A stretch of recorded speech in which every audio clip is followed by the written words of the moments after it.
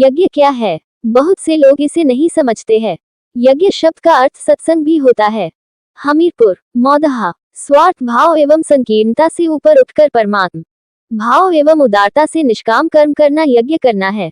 कर्म करने से कार्य दक्षता आती है तथा आत्मविश्वास बढ़ता है। सनातन धर्म में निष्कामता का प्रमुख उदाहरण श्री राम के जीवन चरित्र से मिलता है। 14 वर्ष वनवास होने पर भी भगवान राम के मन में क्षोभ नहीं होता है। आदर्श जीवन चरित्र के परिणाम स्वरूप श्री राम की पूजा आज भी होती है। उक्त बातें अनंत श्री विभूषित श्री काशी धर्म पीठाधीश्वर जगत गुरु शंकराचार्य स्वामी नारायणानंद तीरथ जी महाराज ने बड़ी देवी मंदिर परिसर मौदहा नगर में चल रहे श्री राम कथा ज्ञान यज्ञ के अवसर पर कही। यज्ञ क्या है? बहुत से लोग इसे नहीं समझते हैं।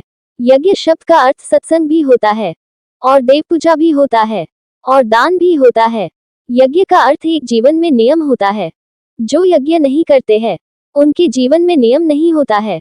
ऋषि मुनि यज्ञ करते इसलिए है उनका जीवन नियंत्रित बना रहता है, और जो पुस्तक पढ़कर ज्ञानी बन जाते हैं उनके जीवन में नियम संयम नहीं होता है और कोई मर्यादा नहीं होती है, क्योंकि यज्ञ से जीवन में एक नियम बनता है।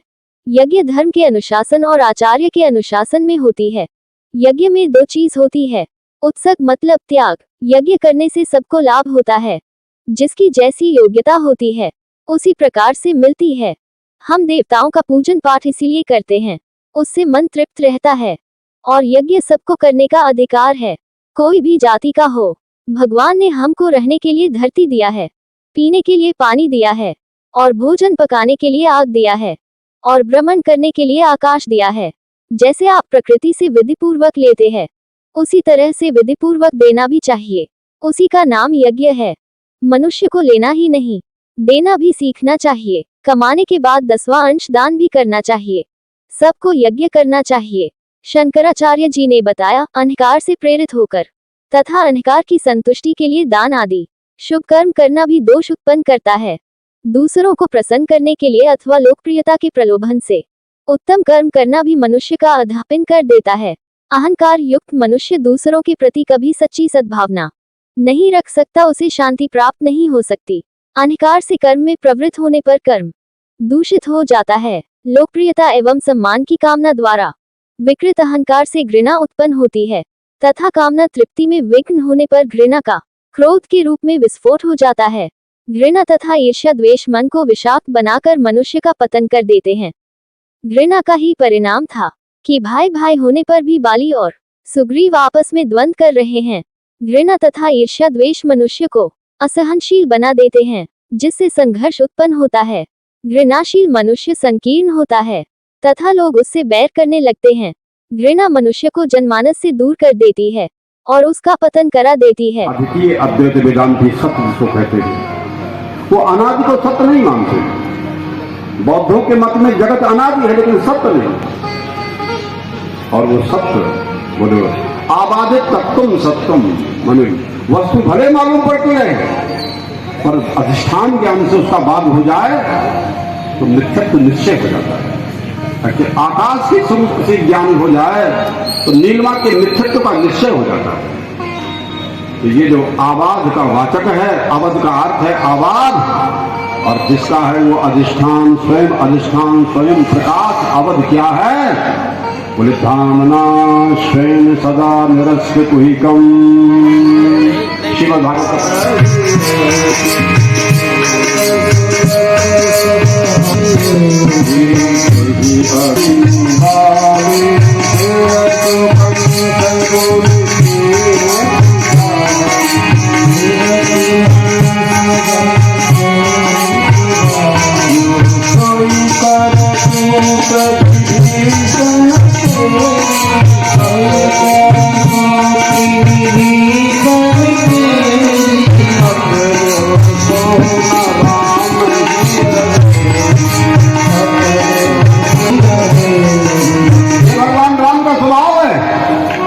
सूर्य नमस्कार कर दे। स्वस्थ रहना चाहते तो सूर्य को 12 नमस्कार करो रोज, और स्वस्थ रहोगे रोग जाने कहाँ चले जाएंगे। बहुत अस्पताल दवा अपने आप बंद हो जाएगी। हम संयम नहीं करना चाहते, क्या है, और भारत संयम का देश है, राम निरोगी रहते हैं, हाथ पांव दर्द नहीं किया, डॉक्टर के पास नहीं गए, शहर को छोड़ करके ग्राम में किसी के यहाँ सोने पड़ने नहीं गए, न कहीं सत्कार ले। क्यों? तापस भेष विशेष